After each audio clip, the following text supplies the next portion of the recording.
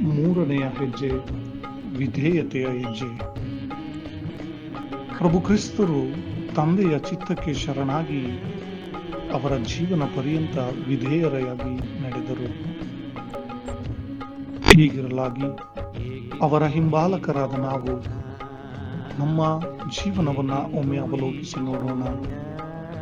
ನಮ್ಮ ಜೀವನದಲ್ಲಿ ನಮ್ಮ ಕೆಲಸಗಳಿಗೆ, ನಮ್ಮ ಕರ್ತವ್ಯಗಳಿಗೆ ನಾವು ವಿಧೇಯರಾಗಿರುತ್ತೇವೆ ವಿನಃ ಯಾವಾಗಲೂ ಅಥವಾ ಯಾವಾಗಲಾದರೂ ನಾವು ದೇವರ ಚಿತ್ತ ನನ್ನ ಜೀವನದಲ್ಲಿ ಏನಿದೆ ಅದಕ್ಕೆ ನಾನು ವಿಧೇಯನಾಗಿ ನಡೆಯುತ್ತಿದ್ದೇನೆಯೇ ಎಂಬುದಾಗಿ ಪ್ರಶ್ನಿಸಿ ನೋಡಿದ್ದೇವೆಯೇ?